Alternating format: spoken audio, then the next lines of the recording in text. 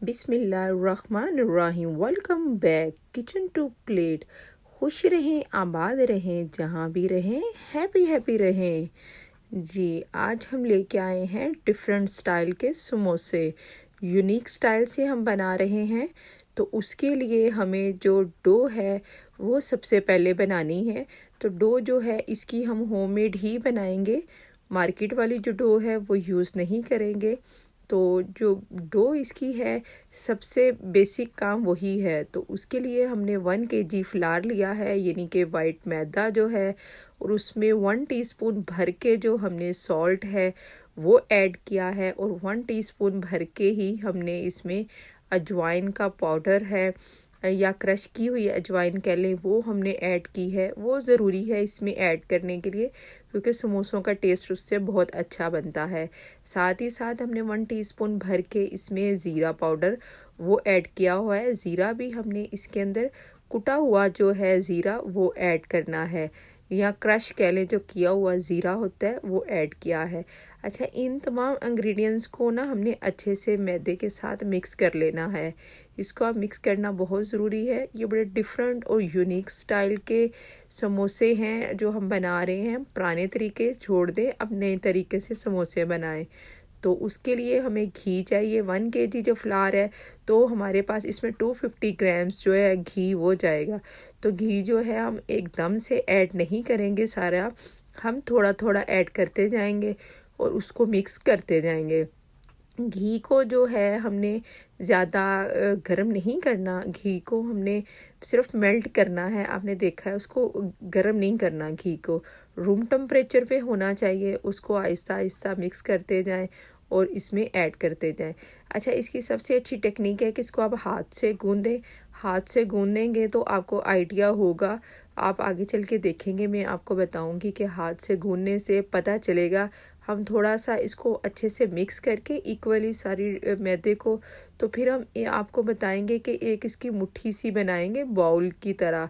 अगर तो वो जुड़ जाती है, उसमें क्रैक्स नहीं आएंगे, तो इसका मतलब है कि हमारी जो डो है उसमें घी जो है इनफ है।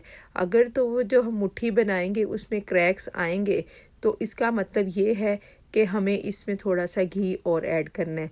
आपने घी को ख़ास तौर पर डो को बनाते टाइम आपने देखना है। ये देखिए, मैं आपको दिखा रही हूँ कि ये मैंने इसकी एक मुट्ठी सी पकड़ के थोड़ी सी फ्लावर की बनाई है, तो उसमें क्रैक्स आ रहे हैं। इसका मतलब है कि हमारी डो अभी परफेक्ट नहीं है, तो हमें थोड़ा सा घी इसमें और ऐड करना है।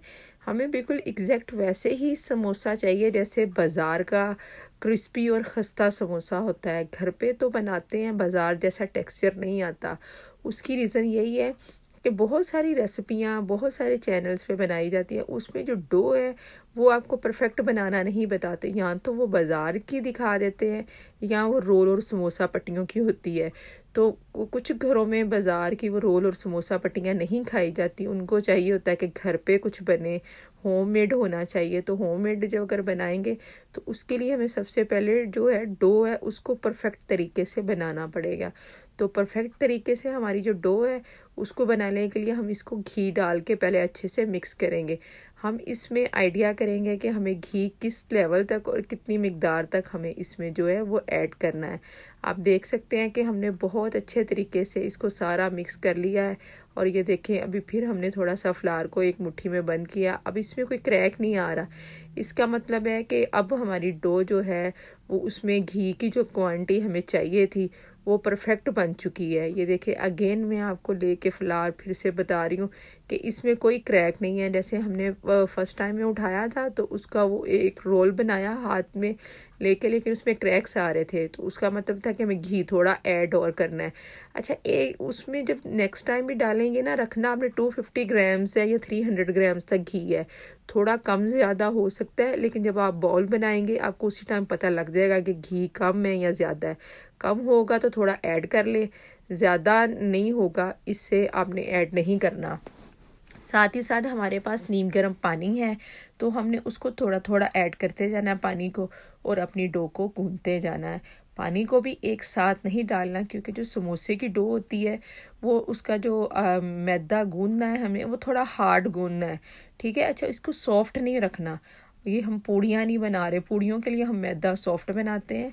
जो समोसे की डो होती है ये थोड़ी हार्ड होती है। इसको हमने बहुत कम कम पानी डाल के और इसको हार्ड सा गूंदना है, इसको नरम नहीं गूंदना।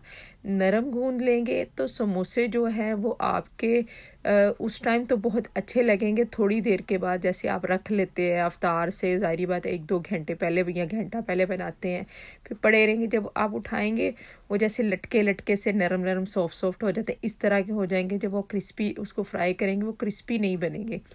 इसलिए डो का आपने ख़ास ख्याल रखना है। डो को आपने देखे, आप देख सकते हैं मैंने इसमें थोड़ा थोड़ा पानी ऐड किया और वो सख्त सी डो मैंने इसको गूंदी है, उसका टेक्सचर है। बाद में मैंने अब इसको थोड़ी देर के लिए रेस्ट देना है, तो रेस्ट देने से पहले मैं इसके ऊपर ब्रश की मदद से ऑयल लगा रही हूँ। तो आपने ऑयल लगा के इसको कम से कम 1 घंटा स्टे देना है। 1 घंटे के बाद स्टे देने के बाद आपने फिर इसके पेड़े बना लेने हैं जितने आपको मुझसे दरकार हैं, जो आज हम नए स्टाइल में बना रहे हैं। इसको फिश समोसा भी कहते हैं। तो उसको पेड़ों को भी आपने आधा पौना घंटा रेस्ट देना है। अब जो समोसों की फीलिंग्स के लिए हमें चीज़ें चाहिए वो क्या है हमारे पास जी, आधा किलो आलू है, सूखा धनिया है, सफ़ेद ज़ीरा है, कुटी लाल मिर्च है, अजवाइन, नमक है, और सब्ज़ धनिया और सब्ज़ मिर्चें, और ये चीज़ें हैं हम जो इसके अंदर ऐड करेंगे। तो साथ ही साथ हमें आधा किलो बॉयल वाले जो है पोटैटो है वो है हमारे पास। तो हम पोटैटो को बहुत अच्छे तरीके से मैश कर लेंगे, क्योंकि जो पोटैटो है वो ज़रा मैश ही अच्छे लगते हैं। तो इसलिए आप यह मैशर की मदद से कर लें, या आपको जैसे आसानी लगती है आप वैसे कर लें। तमाम आलूओं को अच्छे से मैश करने के बाद आप देख सकते हैं मैंने मैशर से इसको बहुत अच्छे तरीके से मैश कर लिया। अब मैं इसके अंदर अपने जो बकाया इंग्रेडिएंट्स हैं वो मैं ऐड करूँगी। इसमें कोई भी मुझे ज़रा बिल्कुल मुलायम वाले आलू किए हैं मैंने इसके अंदर, क्योंकि वही अच्छे लगते हैं। जो थोड़े थोड़े से मोटे मोटे गुठलियों वाले होते हैं ना, वो दूसरे समोसों में तो अच्छे लगते हैं होंगे, लेकिन इस वाले जो मैंने बिल्कुल डिफरेंट रेसिपी है इसमें नहीं अच्छे लगते। तो इसमें 1 टीस्पून जो है थोड़े स्पाइसी बनाएंगे हम, भर के हमने वो जो कुटी हुई लाल मिर्च है वो डाली है, और 1 टीस्पून से 1.5 टीस्पून तक जो है हमने इसके अंदर चाट मसाला वो ऐड कर दिया है। चाट मसाला ऐड करने के बाद हम इसके अंदर 1 टीस्पून भर के ही जो सफ़ेद ज़ीरा है क्रश किया हुआ हम वो इसके अंदर ऐड कर रहे हैं। 1/2 टीस्पून हमने इसमें अजवाइन का पाउडर है वो ऐड किया है, वो भी क्रश की हुई ऐड की है। और साथ ही साथ हमने इसके अंदर नमक 1 टीस्पून, और आप अपने जायके के हिसाब से ऐड कर लें। और हमने इसके अंदर सब्ज़ धनिया है 1 टेबलस्पून भर के ऐड किया है, और 2 ग्रीन चिली हैं वो मैंने इसके अंदर क्रश करके ऐड कर दी थी। मीडियम साइज़ की थी इसलिए मैंने 2 ऐड कर दी हैं। अब तमाम इंग्रेडिएंट्स को मैंने बहुत अच्छे तरीके से मिक्स कर लिया है। मिक्स करके इसको मैं अब साइड पे करूँगी। और आपने इसमें स्पाइस जो है अपने हिसाब से भी कर सकते हैं, कम या ज़्यादा। अब एक पेड़ा लेंगे हम, इसको रोलर की पिन की मदद से हम इसकी जो है रोटी है वो बना लेंगे। लेकिन इसकी जो रोटी हमें बहुत ज़्यादा बड़ी नहीं बनानी, क्योंकि ये हमारा फ़िश समोसा बन रहा है। तो फ़िश समोसे के लिए हमें मीडियम साइज़ की, जैसे बहुत छोटी सी रोटी होती है, वो बनानी है। इसको ज़्यादा मोटा नहीं करना। साथ ही साथ आप देख सकते हैं हमने मीडियम साइज़ की रोटी बना के बिल्कुल बारीक सी, इसके ऊपर एक आइसक्रीम स्टिक है, बाज़ार से आसानी से मिल जाती है, बुक शॉप से भी मिल जाती है, किसी स्टोर या मार्ट से भी आप ले सकते हैं।